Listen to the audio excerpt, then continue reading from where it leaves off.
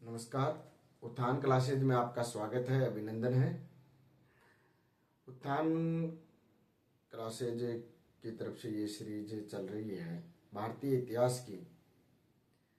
और आप सभी अभी ये 2-3 दिन से छुट्टियां चल रही थी। क्यों चल रही थी कि क्योंकि चतुर्थ श्रेणी कर्मचारी के अभी जो एग्ज़ाम थी उसमें मेरी ड्यूटी थी, इसलिए आपकी छुट्टी चल रही थी और आपके भी एग्ज़ाम थे, इसलिए नहीं तो क्लास बन पाई और आप भी क्लास नहीं देख पाएंगे क्योंकि चतुर्थ श्रेणी कर्मचारी का पेपर चल रहा था।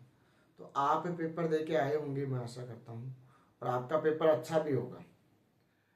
अच्छा इसलिए क्योंकि आपने तैयारी अच्छी की होगी, मैं आशा करता हूँ कि, और पेपर का लेवल आपने देख लिया होगा कि आरपीएससी या अधीनस्थ बोर्ड राजस्थान में अभी जो पेपर आ रहे हैं उसमें आपको एक विषय में कि भाई अपने एक विषय में सही है या 2 विषय में सही है तो अपन पेपर निकाल ले जाएंगे।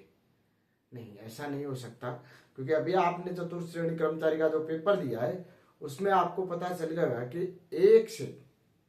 एक या 2 विषय से अपन पेपर नहीं निकाल सकते, और पेपर निकालने के लिए आपको ऑलराउंडर होना जरूरी है, यानी कि सभी विषयों में बढ़िया होना जरूरी है। और सभी विषयों में बढ़िया हम आपको, क्योंकि हम ये सभी विषय ऑनलाइन यूट्यूब पे ही पढ़ाएंगे। आपका कोई खर्चा नहीं लगेगा ऐप पे जाने के लिए, ऐप पे आने के लिए या कहीं ऐप पर जान के और पढ़ने के लिए आप यूट्यूब से हमसे सभी विषय पढ़ सकते हैं। इसीलिए तो मैं कहता हूँ कि जो नौकरी लगता है, जिसको नौकरी पानी है, जो नौकरी लगा हुआ है वो ऑलराउंडर है, क्योंकि सभी विषयों में ऑलराउंडर होंगे तभी आपको नौकरी मिलेगी। और यदि आप 1 या 2 सब्जेक्ट में भी कमजोर रह गए तो आपको नौकरी, क्योंकि वो सब्जेक्ट दोनों आपकी नौकरी ले जाएंगे, आपके पास भटकने भी नहीं देंगे नौकरी को। इसलिए नौकरी पाने के लिए आपको नियमित रूप से पढ़ाई करनी होगी और आपको जिज्ञासु बनना पड़ेगा। हर चीज को जानने की इच्छा होनी चाहिए विद्यार्थी जीवन में। नियमितता और जिज्ञासुपन कि एक शब्द आया, एक नाम भी आया तो उसके बारे में सब डिटेल आपको याद होनी चाहिए। प्रश्न कहाँ से भी पूछे, अधीनस्थ बोर्ड या आरपीएससी, उस शब्द यानी कि जो सब्जेक्ट पढ़ा है ना, उसके बारे में तो आपको जिज्ञासु बनना पड़ेगा कि हर चीज के बारे में जानने की इच्छाएं होनी चाहिए आपकी, क्योंकि आपको एक नौकरी और ये बेरोजगारी का धब्बा है, इसको मिटाना है। तो ये नौकरी का धब्बा इसीलिए इस पे मिटेगा कि आपको ऑलराउंडर बनना पड़ेगा हर सब्जेक्ट में, और हर सब्जेक्ट आपको पढ़ना पड़ेगा। तो अपने भारतीय इतिहास की जो सीरीज चला रहे हैं उसमें भारतीय इतिहास की जानकारी के स्रोत अपन पढ़ रहे हैं। मैं देख रहा हूँ कि ये क्लास अपन, क्योंकि 2 दिन से अपन आए नहीं है, तो ये क्लास बड़ी कर लें, थोड़ी बड़ी कर लेंगे तो अच्छा रहेगा। क्यों? क्योंकि इसमें पूरा भारतीय इतिहास की जानकारी के स्रोत पूरे कर लेते हैं तो अच्छा रहेगा, क्योंकि बड़ी क्लास हो जाएगी, कोई दिक्कत नहीं है, और लेकिन ये कवर हो जाएगा पूरा, क्योंकि 2 दिन की पढ़ाई है वो एक क्लास में हो जाएगी। और बड़ा वैसे भी मैं 30-30 मिनट का बना रहा हूँ, ये 45 मिनट की हो जाए तो कोई दिक्कत नहीं है आपके लिए भी, और पूरी ये कवर हो जाए इस क्लास में। आगे अपन जो पढ़ रहे थे अभी भारतीय इतिहास की जानकारी के स्रोत, पुरातात्विक स्रोत पढ़ लिए और साहित्यिक स्रोतों में अपने वेद पढ़ लिया। और वेद इतने डिटेल से पढ़े हैं कि अपन को वैदिक साहित्य में अपन जाएंगे तो वैदिक साहित्य में आपको बस कला, संस्कृति, उनके सामाजिक, आर्थिक और राजनीतिक जीवन के बारे में ही जानकारी प्राप्त करनी है, क्योंकि वेद अपन ने पढ़ लिए। और जो आगे पढ़ रहे हैं वेद के बाद अपन पढ़ेंगे अभी ब्राह्मण ग्रंथ, आरण्य, उपनिषद, वेदांग, तो ये भी अपने पढ़ लेंगे। इनमें से जो प्रश्न आ रहे हैं उस आधार पे पढ़ेंगे, नहीं कि पूरा ब्राह्मण ग्रंथ, उपनिषद, जहां से प्रश्न पूछने की संभावनाएं ज्यादा है। क्योंकि चतुर्थ श्रेणी में आपने देखी होगी कि सिलेक्शन वो ले जाते हैं लोग जो स्ट्रेटजी से या नियमितता से पढ़ाई करते हैं और एक फोकस बनाकर चलते हैं कि अपने को यही पढ़ना है, वही पढ़ना है कि अन्य मटेरियल यहाँ से भी लिया, यहाँ से भी लिया, यहाँ से भी लिया, चारों तरफ से एक साथ इकट्ठा कर लिया, लेकिन उससे परसेंट 10 नहीं है। तो एक ही चीज पढ़नी है और एक चीज से, एक किताब से, एक बुक से 70% कवर हो जाता है। तो 70% मेरिट जाती है, ज़्यादा मेरिट नहीं जाती है, 70 या 75% मेरिट जाती है। और करंट जीके, करंट में रहने के लिए आपको करंट जीके भी पढ़ना जरूरी है। ठीक है, तो अब इस क्लास की साहित्यिक स्रोतों की ये क्लास अपन शुरुआत करते हैं। इसमें अपन ने वैदिक साहित्य पढ़ लिया, तो वेदों को सही तरीके से पढ़ने के लिए, यानी कि वेद पद भाग में थे और उनको पढ़ने के लिए, सही तरीके से पढ़ने के लिए, उनको गद्य भाग में पढ़ने के लिए, वेदों की व्याख्या सही तरीके से करने के लिए ब्राह्मण ग्रंथों की रचना की गई। ब्राह्मण ग्रंथों की रचना इसीलिए की गई कि वेदों के जो धार्मिक अनुष्ठान और यज्ञ थे उनको सही ढंग से करवाने के लिए या उनकी व्याख्या करने के लिए ब्राह्मण ग्रंथों की रचना की गई। और चारों वेदों के ब्राह्मण ग्रंथ हैं, और ऐसे इनका मिलान करना आ सकता है परीक्षा में कि वेद और उनके ब्राह्मण ग्रंथ या उपवेद ऐसे दे देते हैं और उनका मिलान कर लेते हैं। तो अपन देखते हैं कि ब्राह्मण ग्रंथ कौन कौन से हैं और वेद कौन से हैं और उनके ब्राह्मण ग्रंथ कौन से हैं। ऋग्वेद का ऐत्रेय कौशिकी, ऋग्वेद का ऐत्रेय और कौशिकी है। यजुर्वेद का तैत्तिरीय और शतपथ ब्राह्मण ग्रंथ है। सोमवेद का पंचविश, षड्विश और जैमिनी है। और अथर्ववेद का गोपद ब्राह्मण ग्रंथ है। तो ये याद होना चाहिए कि ब्राह्मण ग्रंथों की रचना किस लिए की गई थी। वेदों को गद्य रूप से व्याख्या की गई है ब्राह्मण ग्रंथों में, क्योंकि वेदों में जो धार्मिक अनुष्ठान पद्य भाग में लिखे गए थे, आपको पता ही, एक यजुर्वेदी था, यजुर्वेद का शुक्ल पक्ष ही था जो गद्य और पद्य दोनों में लिखा गया था, वो सभी पद्य भाग में थे, है ना। तो उनको सही ढंग से व्याख्या करने के लिए और उनको समझने के लिए और उनके अंदर जो धार्मिक अनुष्ठान और यज्ञ थे उनको ब्राह्मणों या राजपुरोहितों को करवाने के लिए और उनको अच्छी तरह से समझने के लिए ब्राह्मण ग्रंथों की रचना की गई। और 4 वेद है पढ़े हैं, ऋग्वेद, यजुर्वेद, सोमवेद और अथर्ववेद। और चारों के अलग अलग ब्राह्मण ग्रंथ है और इनको पूछ लिया जाता है, मिलान के अनुसार पूछ लिया जाता है कि ऋग्वेद का ऐत्रेय और कौशिकी है। ऋग्वेद का क्या है? ऐत्रेय और कौशिकी ब्राह्मण ग्रंथ। यजुर्वेद का तैत्तिरीय और शतपथ ब्राह्मण ग्रंथ। सोमवेद का पंचविश, षड्विश और जैमिनी। और अथर्ववेद का गोपद। इनमें से सीधे प्रश्न भी आ सकते हैं अथर्ववेद का, क्योंकि अथर्ववेद का पूछ लिया जाता है, ज्यादातर अथर्ववेद का ज्यादा पूछ लिया जाता है। इसका है गोपद। इसका क्या है? गोपद। आप लिख लो।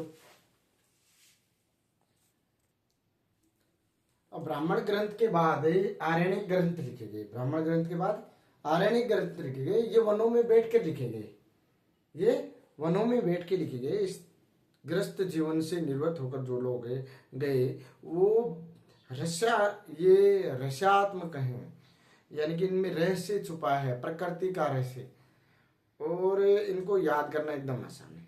आपने ब्राह्मण ग्रंथ लिखे तो इनके जो ब्राह्मण ग्रंथ है वेदों के, वो उनमें से ही ये ग्रंथ है। तो आरण्यक ग्रंथ क्या है? यानी कि कुछ पुरुषों ने यम वनों में बैठकर गुड़ पुरुषों ने गुड़ और रहस्यात्मक जो ग्रंथ लिखे हैं, रहस्यों से भरे ग्रंथ लिखे हैं, वो आरण्यक कहलाते हैं। और प्रमुख आरण्यक ग्रंथ कौन कौन से हैं? ऋग्वेद के आरण्यक ऐत्रेय ब्राह्मण ग्रंथ भी है, कौशिकी ब्राह्मण ग्रंथ भी है। तो इसमें याद करने वाला है संख्या है। क्या याद करने वाला है? संख्या है। यानी कि ऋग्वेद का ऐत्रेय, कौशिकी और संख्या है। यजुर्वेद का तैत्तिरीय, मैत्रेयणी, वर्धायन। सोमवेद का छंदोगी और अथर्ववेद का कोई भी आरण्यक ग्रंथ नहीं है। तो ये चीज जरूर याद रखनी कि अथर्ववेद का कोई भी आरण्यक ग्रंथ नहीं है, क्योंकि पूछ लिया जाता है अथर्ववेद का, तो फिर इनमें से कोई नहीं हो सकता उत्तर में। ऑप्शन देखकर उत्तर करना भी एक कला है। ऑप्शन देखकर उत्तर करना भी आपको थोड़ा बहुत याद है तो आपको जो याद है उनको निकालिए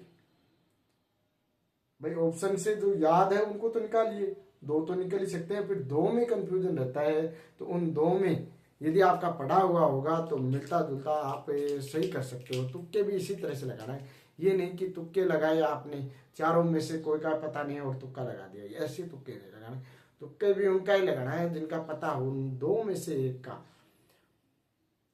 और दो तो निकल जाते हैं। आपने यदि टॉपिक पढ़ा है तो दो ऑप्शन तो उसमें से आराम से गलत निकल जाते हैं। तो ऑप्शनों में भी उत्तर ढूंढना एक कला है, ये कला भी विकसित करनी है। तो आरण्यक ग्रंथ क्या है?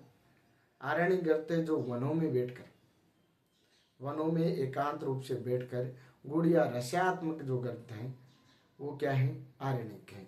और आरण्यक ऋग्वेद के ऐतरेय, कौस्तुकी और संख्यायन, यजुर्वेद के तैत्तिरीय, मैत्रेयणी और वर्धायन, सोमवेद के छंदोगे और अथर्ववेद का कोई भी आरण्यक ग्रंथ नहीं। याद रखना है। ब्राह्मण ग्रंथ अपन ने साहित्यिक ग्रंथों में, ब्राह्मण ग्रंथों में वेद पढ़ लिए, वेदों के ब्राह्मण ग्रंथ पढ़ लिए, वेदों के आरण्यक पढ़ लिए। तो तीन चीज वेदों की अभी अपन ने पढ़ ली है। इसके बाद अपन उपनिषद पढ़ेंगे, वेदांग पढ़ेंगे। तो ये सब चीजें ब्राह्मण ग्रंथ में। फिर उसके बाद ब्राह्मणोत्तर साहित्य पढ़ेंगे, जो क्योंकि ब्राह्मण ग्रंथों से लोग, ब्राह्मणों से इसमें बाह्य आडंबर आने से, है ना, लोग इनसे उब चुके थे। तो इसके बाद ब्राह्मणोत्तर साहित्य की रचना की, जैन धर्म, बौद्ध धर्म, उनके साहित्य की रचना की गई। उसके बाद पढ़ेंगे वेद, विदेशी यात्रा वृत्तांत। तो इस क्लास में पूरा साहित्यिक अपन पढ़ लेंगे, साहित्यिक स्रोत पढ़ लेंगे। तो ये टॉपिक अपना कंप्लीट हो जाएगा। इस टॉपिक के बाद अपने पाषाण काल पढ़ेंगे, या पाषाण काल नहीं पढ़ेंगे तो दोनों सभ्यताएं पढ़ लेंगे। लेकिन जो आरपीएससी ने नया पैटर्न जारी किया फर्स्ट ग्रेड के हिसाब से, तो उस हिसाब से अपन लास्ट में क्लासें लेके आएंगे। 3 या फर्स्ट ग्रेड की परीक्षा के जब 3 महीने बचेंगे तो लेके आएंगे। तो उससे अपन को जानकारी, ताज़ा ताज़ा पढ़ेंगे तो ताज़ा ताज़ा याद रहेगा, इसलिए वो अंत में लेके आएंगे। अभी तो अपने फर्स्ट ग्रेड के इतिहास विषय के सेकंड पेपर के हिसाब से पढ़ रहे हैं, और नेट जीआरएफ या अन्य राजस्थान की केंद्र की जो भी भर्तियां हैं उनके हिसाब से अपन ये पढ़ रहे हैं। तो इसके बाद लिखो उपनिषद। उपनिषद साहित्यिक स्रोतों में पढ़ने, उपनिषद के विषय में पढ़ रहे हैं। तो उपनिषद क्या है? उपनिषद एक साहित्यिक ज्ञान है, ज्ञान के सागर मान लो आप। क्यों? उपनिषद यदि आप पढ़ोगे गुरु के समीप बैठकर, उपनिषद 3 शब्दों से मिलकर बना है, उप प्लस नी प्लस सद, उप प्लस नी प्लस सद, जिसका अर्थ होता है, उप का अर्थ होता है गुरु के समीप, नी का अर्थ होता है निष्ठापूर्वक, और सद का अर्थ होता है बैठकर ज्ञान प्राप्त करना या ज्ञान प्राप्त करना। तो उपनिषद क्या हुआ? उपनिषद ये होता है कि गुरु के समीप बैठकर ज्ञान प्राप्त करना, यानी कि गुरु के पास बैठकर ज्ञान प्राप्त करना। और प्राचीन काल में जब आश्रम व्यवस्था थी तो आश्रमों में विद्यार्थी जाते थे, तो आश्रमों में वो अपने गुरु के, जब वो 18 या 19 साल तक के होते थे तो वहीं पे रह के गुरु की सेवा करके गुरु से ज्ञान प्राप्त करते थे, और ज्ञान प्राप्त करने के बाद गुरु दक्षिणा देकर लौटते थे गृहस्थ जीवन में। तो गुरु के समीप बैठकर ज्ञान प्राप्त करना उपनिषद होता है। और उपनिषदों की संख्या 108 है। कुल उपनिषद कितने हैं? 108 उपनिषद हैं, लेकिन उनमें से प्रमाणिक और महत्वपूर्ण सिर्फ 12 या 13 उपनिषद ही माने गए हैं। और उपनिषदों में क्या क्या चीज दे रखी है, जिन्हें भारतीय समाज ने और भारतीय सरकार ने बहुत अच्छी तरीके से अपनाई है, और भारतीय लोगों ने उपनिषदों की बातों से बहुत कुछ ग्रहण किया है, और भारतीय संविधान में भी इनका जिक्र है। तो ये मुख्य बातें क्या क्या हैं, महत्वपूर्ण तथ्य क्या हैं, इनसे कभी कभी प्रश्न पूछ लिया जाता है। तो आप इनको याद करना और महत्वपूर्ण चीज़ों को लिखते जाना। लिखने से चीज़ें बहुत ज़्यादा याद होती हैं, और आपको याद करने के लिए बच्चा बनना पड़ेगा। पहले आपको पढ़ना है, और पढ़ने के बाद याद करना है उनको, और उसके बाद आंखें बंद करके गुनगुनाना है। इस तरह से याद करोगे तो आपको बेहतर ढंग से याद होगा। और बेहतर ढंग से याद करने के लिए आपको बच्चा बनना ही पड़ेगा। याद करो, नियमितता रखो। पढ़ाई में नियमितता जरूरी है, और नियमितता रखोगे तभी पढ़ाई होगी। आप 5 दिन पढ़ते हो, 2 दिन किताबें नहीं खोलते हो, तो ये तो पढ़ाई नहीं है। पिछली चीज का रिवीजन अगले दिन हो जाना चाहिए। जो प्रथम दिन पढ़ा है उसका रिवीजन वापस हो जाना चाहिए। एक किताब को आप 1 महीने में पूरी कीजिए, फिर 15 दिन में पूरी कीजिए। इस तरह से 2 बार यदि एक किताब को आप पढ़ते हो और उसके बाद परीक्षा में 2 बार और रिवीजन करते हो 15-15 दिन का, तो वो किताब आपको पूरी तरह 4 बार होगी तो पूरी तरह याद है। उसमें से आप 15% आए हैं तो भी आप 12 या 13% या 11% तक पहुंच सकते हो। तो याद करना जरूरी है। तो उपनिषद की अपन बात कर रहे थे। उपनिषद गुरु के सभी बैठकर, निष्ठापूर्वक बैठकर ज्ञान प्राप्त करना ही उपनिषद है। और उपनिषदों की संख्या 108 है, लेकिन उसमें से 12 या 13 उपनिषद ही प्रमाणिक माने गए हैं। और उसमें महत्वपूर्ण ये है, उन उपनिषदों में भारतीय सरकार ने या भारतीय लोगों ने जिस विचारधारा को समेट रखा है, वो विचारधाराएं उपनिषद में लिखी गई हैं। तो आप देखिए उपनिषद में क्या क्या विचारधाराएं हैं, आप लिख भी लीजिए। कि भारत का आदर्श वाक्य अपन बोलते हैं, सदा सत्य बोलो सत्यमेव जयते, ये मुंडोनुपनिषद है। मुंडको नहीं है, मुंडोनिषद है। मुंडकोपनिषद अलग है, मुंडको उपनिषद अलग है, मुंडको निषेध अलग है। तो ये मुंडक उपनिषद है, मुंडोनिषद। इसमें है सत्यमेव जयते, भारत का आदर्श वाक्य। और एक ये कहा गया है कि ये एक फूटी हुई नौका है। ये क्या है? एक फूटी हुई नौका है जिस पर अधिक भरोसा नहीं करना चाहिए, कि आपको कभी भी डुबो सकती है समुद्र में। ये एक है, क्योंकि पुराने जमाने में हर चीज यज्ञ पर ही ध्यान देकर बनाई जाती थी। यज्ञों से ही कोई भी घर में कलेश हो या कहीं भी राजा जाने से पहले, युद्ध जीतने से पहले यज्ञ करवाते थे। तो उपनिषदों में कहा गया कि यज्ञ एक फूटी हुई नौका है जिस पर अधिक भरोसा नहीं करना चाहिए। ये कहाँ है? मुंडको उपनिषद में है। ये मुंडको उपनिषद में है। सत्यमेव जयते मुंडोनिषद में है, जबकि मुंडको निषद में है। चारों आश्रमों का प्रथम बार उल्लेख जबालोपनिषद में है, जबालोपनिषद में है। जबकि वसुदेव कुटुंब की भावना कि संपूर्ण विश्व एक परिवार है, इसकी भावना महोपनिषद में है, महोपनिषद में है। आई बात समझ में? और भी हैं महत्वपूर्ण तथ्य उपनिषदों में। महत्वपूर्ण जो बातें भारतीय समाज ने अपना रखी हैं, वो बातें उपनिषद में और भी हैं। तो आप एक बार उपनिषद देखिए कि गुरु के सभी बैठकर जो ज्ञान प्राप्त, निष्ठा पूर्वक है जो ज्ञान प्राप्त किया जाता है, वो क्या है? उपनिषद है। कुल उपनिषद 108 हैं, उनमें से 12 या 13 उपनिषद ही क्या है? महत्वपूर्ण है। और उन महत्वपूर्णों में सत्यमेव जयते, भारत का आदर्श वाक्य है सत्यमेव जयते, वो मुंडोपनिषद में है। और ये कि एक फूटी हुई नौका है, ये एक फूटी हुई नौका है जिस पे अधिक भरोसा नहीं करना चाहिए। ये क्या है? मुंडकोपनिषद में है। ये किसमें है? मुंडकोपनिषद में है। जबकि चारों आश्रमों का प्रथम बार उल्लेख जबालोपनिषद में है, जबकि वसुदेव कुटुंब की भावना महोपनिषद में है।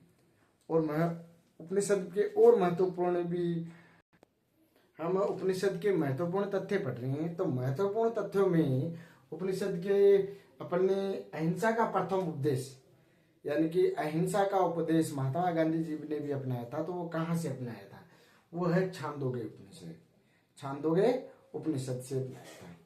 किसका? अहिंसा का प्रथम बार जो उपदेश दे रखा है, प्रथम बार जो कहा गया है कि अहिंसा, प्रत्येक मनुष्य को अहिंसा करनी चाहिए, वो छांदोग्य उपनिषद में। पंचशील सिद्धांत का प्रथम उल्लेख छांदोग्य उपनिषद। पंचशील सिद्धांत का प्रथम बार उल्लेख छांदोग्य उपनिषद। देव की पुत्र वासुदेव और देव की पुत्र श्री कृष्ण, भगवान श्री कृष्ण का प्रथम बार जहां उपदेश दे रखा है वो है छांदोग्य उपनिषद। कौन सा है? छांदोग्य उपनिषद। तो ये तीनों याद रखोगे।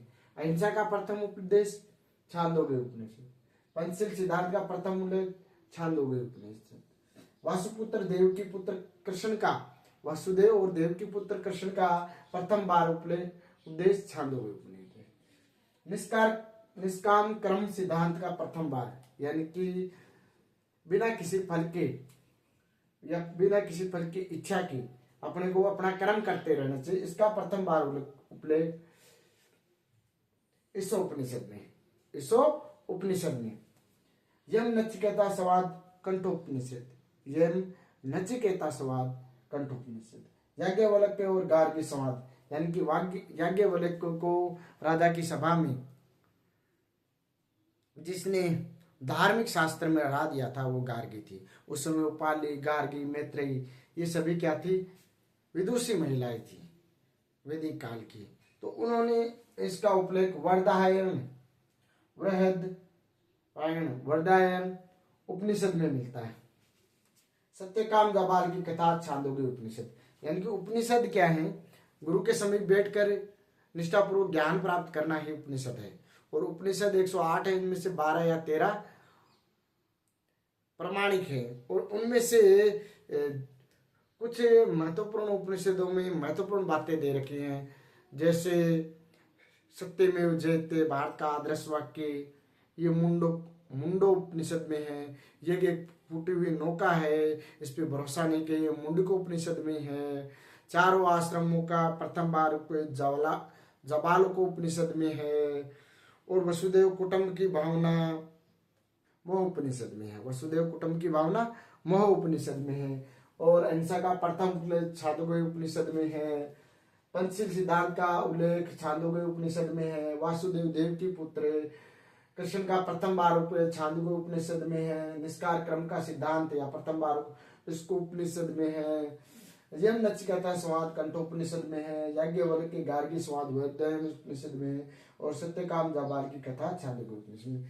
ये भी कभी कभी मिलान कर लेते हैं, मिलान नहीं करते तो सीधा सीधा कोटेशन आ जाता है कि ये कौन से उपनिषद में कहा गया है। तो इनको याद करना है और क्लास को नियमित रूप से देखना है। क्लास को आप यदि नियमित रूप से देखते हो तो आपको याद हो जाएगा। अगला है वेदांग। अगला क्या है? वेदांग।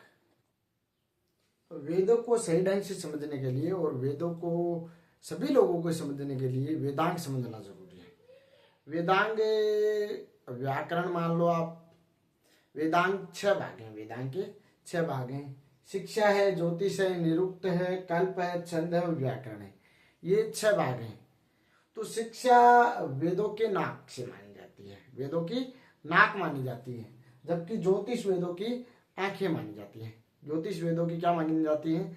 आंखें मानी जाती है। निरुक्त आंखों कान माने जाते हैं, वेदों के कान माने जाते हैं। और कल्प हाथ माने जाते हैं, जबकि छंद पैर माने जाते हैं। और व्याकरण मुख माने जाते हैं, यानी कि व्याकरण के द्वारा आप एक ये मान लो एक व्यक्ति का ये चित्र, ये 2 आंखें, ये नाक, ये चित्र तो ऐसे ही मेरे को बनाना नहीं आता है। ये कान है, ये मान लो बाण है, ये बाण, ठीक है।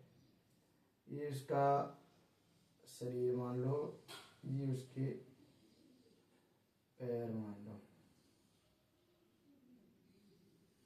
ये इसके पैर और ये उसके हाथ, ये इसके हाथ मान लो। चित्र में इतने बढ़िया नहीं है, अपने को चित्र बनाना आता ही नहीं है, लेकिन फिर भी जैसा टूटा फूटा है वैसे बना रहा हूं। ये है वेद, ये मान लो पूरा वेद है, वेद का शरीर है, व्यक्ति नहीं, वेद है ये पूरा। तो वेदों को व्याख्या किस रूप से, यानी कि शिक्षा है वो वेदों की नाक है। ये क्या है? नाक है, ये शिक्षा है। ये क्या है? शिक्षा है। वेदों की नाक क्या है? शिक्षा। जबकि ज्योतिष वेदों की क्या है? आंख है। ज्योतिष वेदों की क्या है? आंख है। जबकि कान निरुक्त है। निरुक्त को क्या कहते हैं? वेदों के कान कहते हैं। और कल्प। वेदों के हाथ को क्या कहते हैं? कल्प। जबकि मुख को क्या कहते हैं? व्याकरण। मुख है ये मुंह, इसको क्या कहेंगे? व्याकरण। जबकि छंद को क्या कहेंगे? पैर। पैरों को क्या कहेंगे? छंद। हो गए ना 6। आंख को क्या कहेंगे? ज्योतिष। नाक को क्या कहेंगे? शिक्षा। कान को क्या कहेंगे? निरुक्त। हाथ को क्या कहेंगे? कल्प। मुख को क्या कहेंगे? व्याकरण। और पैरों को क्या कहेंगे? छंद। ये क्या है? 6 वेदांग हैं। 6 क्या है? वेदांग हैं। ठीक है, तो इसके आगे अपन पढ़ते हैं अभी, और आपको याद करते रहना है। और मैं सोच रहा हूं कि एक ही क्लास नहीं, 2 क्लासें इसकी कर दूं, क्योंकि छोटी छोटी क्लासें सही रहेंगी बड़ी क्लासों से अच्छी।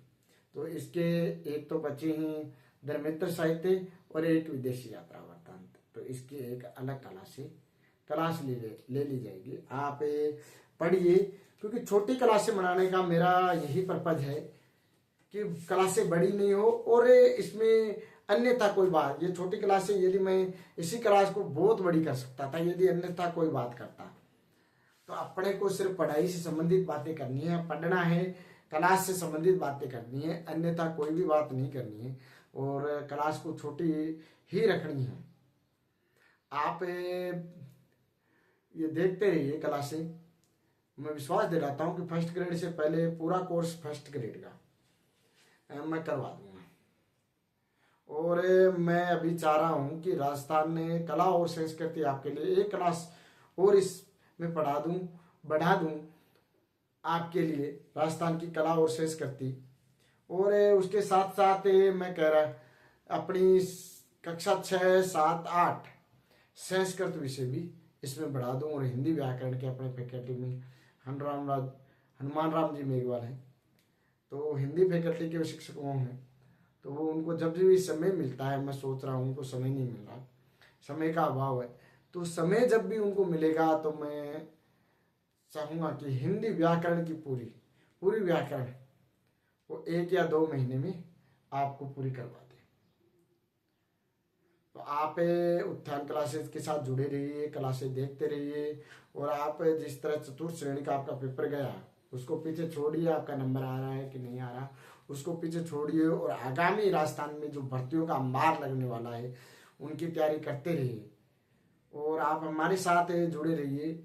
और मैं इस तरह लिखा रहा हूँ कि आपको नोट्स बनाने की, अलग से नोट्स बनाने की जरूरत ही नहीं है, या अलग से कुछ पढ़ने की जरूरत नहीं है। पूरा इसी क्लास में एनसीईआरटी और किताबों से, बुक से, हिंदी साहित्य अकादमी की किताबों से छाट के मैं खुद नोट्स बनाया है, और ये नोट्स बनाने के बाद आपको ये नोट्स दिखा रहा हूँ। इसीलिए लिखा रहा हूँ सही तरीके से, व्यवस्थित तरीके से, कि आपको व्यवस्थित तरीके से याद हो जाए। यदि अपन शुरुआत से अलग चीजें पढ़ेंगे, अपन मध्यकालीन भारत बीच में छोड़ देंगे, प्राचीन भारत पढ़ के मध्यकालीन छोड़ देंगे, क्योंकि मध्यकालीन में कला और संस्कृति ही अपन ज्यादातर फोकस करेंगे। उसके ऊपर नॉर्मली इतिहास है, उसके ऊपर नॉर्मली अपन एक बार जाएंगे, और कला और संस्कृति ऊपर डीपली जाएंगे, क्योंकि उसमें प्रश्न आता है। और आधुनिक भारत को अपन डीपली पढ़ेंगे, बहुत ज्यादा डीपली पढ़ेंगे। उसमें जो फर्स्ट ग्रेड का कोर्स है वो भी पूरा हो जाएगा, और जो और हैं चीजें वो भी पूरी क्लियर हो जाएगी। तो आप उत्थान क्लासेस के साथ जुड़े रहिए और अपनी तैयारी करते रहिए। तो एक क्लास इसकी और ले जाएगी आपकी, तो एक क्लास और लेकर साहित्यिक स्रोत और विदेशी यात्रा वृत्तांत दोनों एक साथ कंप्लीट कर लिए जाएंगे। वो चाहे छोटी हो या बड़ी हो क्लास, या 25 मिनट की हो या 30 मिनट की हो, उसको कंप्लीट कर लिया जाएगा। धन्यवाद। लिख लो आप।